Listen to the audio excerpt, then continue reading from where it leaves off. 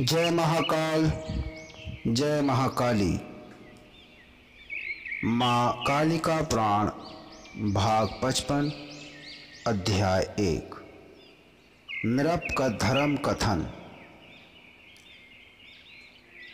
ऋषियों ने कहा, आपने सर्ग का वर्णन किया और जो भी कुछ संशय उसमें हुए थे उनका भी आपने निवारण कर दिया है।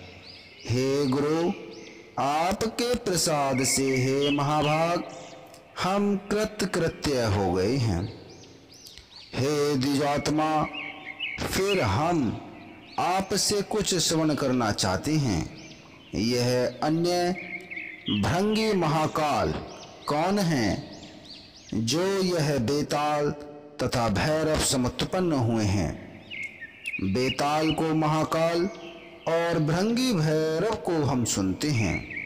इनका चतुष्टय कैसे हुआ, अर्थात चार कैसे हो गए थे?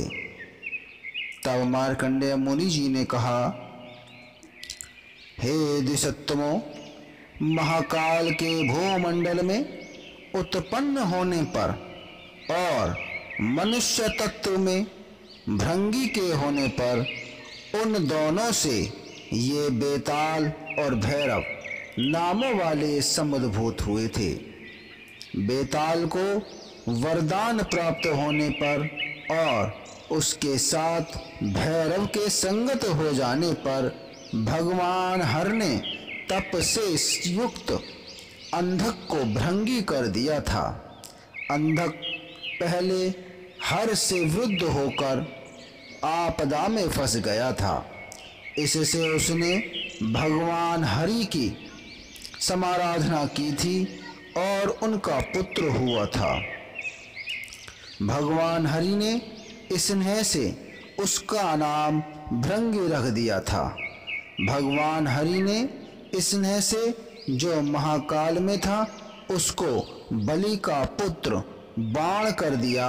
भगवान विष्णु के द्वारा कटे हुए बाहुओं वाले को महाकाल बना दिया था।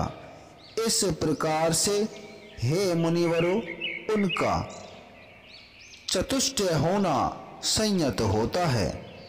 अनुक्रम से बेताल, भैरव, भृंगी और महाकाल हैं। तब ऋषियों ने कहा, जो राजा सगर ने महान बुद्धिमान और वो मुनि ने पूछा था, हे गुरुवर, नीति से जिस तरह से भार्या सुत और बौद्धिक किए जाते हैं, राजनीति में सत्पुरुषों की नीति में और सदाचार में स्थित हैं। हे जगत के गुरुवर, आप तो महान भाग वाले हैं, उनको आप बताइए। तब मार्कंडेय महर्षि जी ने कहा, महान आत्मा वाले और ने जो जो विशेष बताए थे, हे मुनियों में श्रेष्ठ वरो, यह सब आपको बताऊंगा, आप श्रवण करिए। राजा सगर ने इस तरह से मंत्र कल्पादित को सुनकर उन महामुनि से पुनः नित्यादिक की विशेषता पूछी थी।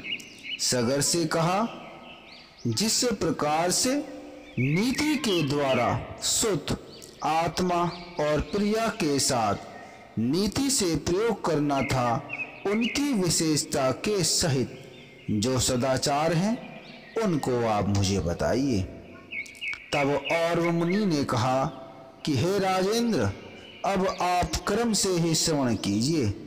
जिस प्रकार से नीति के द्वारा आत्मा, सुत और भार्या को नियोजित किया जाता है, उसकी विशेषता मुझसे सुनिए। ज्ञान में बड़े, व्यय में बड़े, विद्या और तप में बड़े सुर दक्षिणों का सबसे प्रथम सेवन करें तथा निंदा से रहित विप्रों का सेवन करना चाहिए और उनसे नित्य ही वेदों और शास्त्रों के विशेष निश्चय का श्रवण करना चाहिए। उन्होंने जो भी कुछ कहा वह करना चाहिए। प्राज्ञ नृप हैं, उसे उसका समाचरण करना चाहिए। ये 5 इंद्रियों 5 अश्व हैं और यह शरीर रथ कहा जाता है। आत्मा रथी अर्थात रथ का स्वामी है। अश्वों को हाँकने के लिए ज्ञान कुशा चाबुक है। इस रथ का सारथी मन होता है।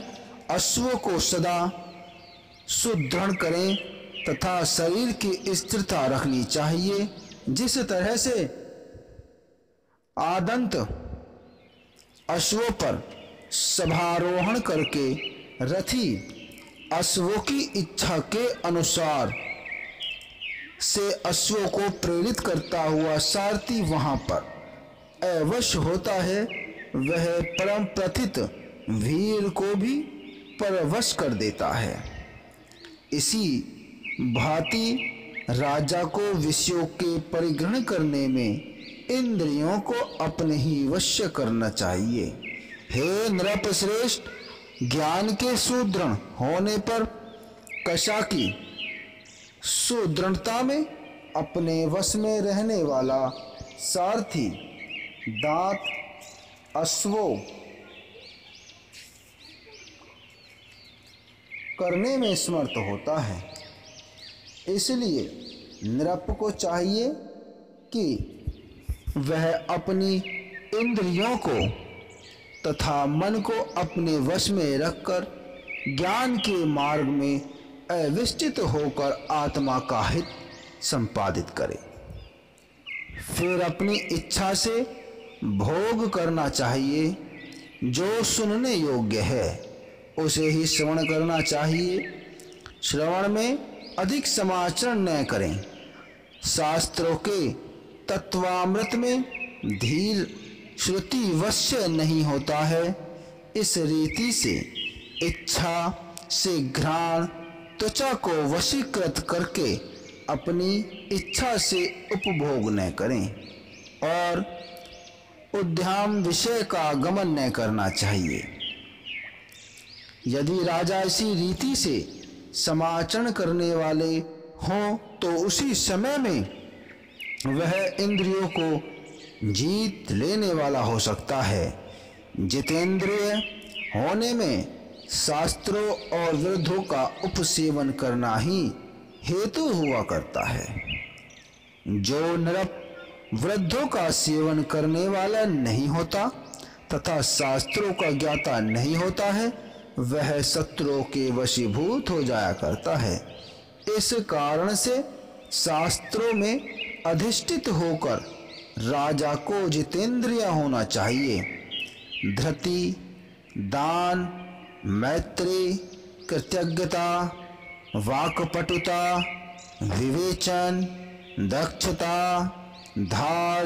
धार्यिष्णुता, दान, दृढ़ानुशासनता, सत्य, शौच, युद्ध का विशेष निश्चय, दूसरों के अभिप्राय का ज्ञान करना, चरित्र, आपत्ति में धीरज, निंदा न करना, क्रोधी न होना, गुरु द्विजों का अर्चन, इन गुणों का राजा को अभ्यास करना चाहिए।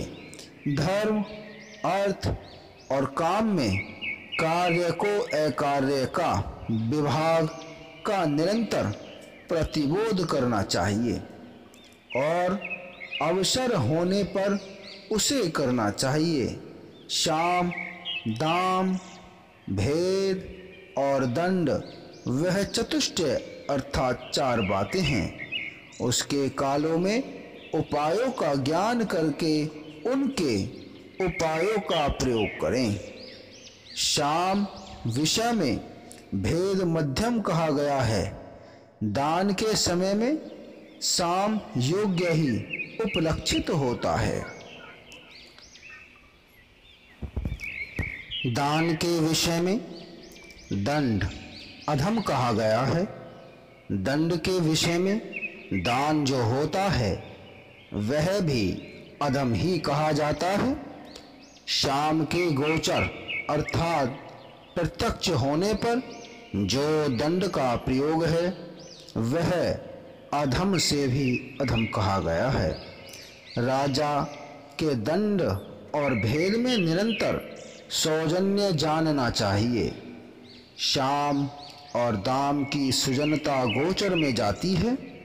काम, लोभ, हर्ष, नाम, मद, इनको अतिशय रूप में होने वालों का राजा के शत्रुओं की तरह विनिष्ट कर देना चाहिए। संयुक्त काल में ही उसका सेवन करना चाहिए। लोभ और गर्व को विवर्जित कर दें। नृपों का तेज ही तीव्र होता है, जिस तरह से सूर्य का हुआ करता है। उसमें गर्व रोग से युक्त होता है। जिस कायमान को उसको त्याग कर देना चाहिए। आखेट, अक्ष, स्त्री, सेवन, पान और अर्थ, दूषण, वाणी और दंड में कठोरता, इन सब का वर्जन कर देना चाहिए। विरक्त पुरुष पराई स्त्रियों का में सेवन करना एकांत रूप से वर्जित कर दें। अपनी सती नारियों में युक्त सेवन करना चाहिए। आगे का अध्याय 2 में कहा जाएगा। जय माता दी।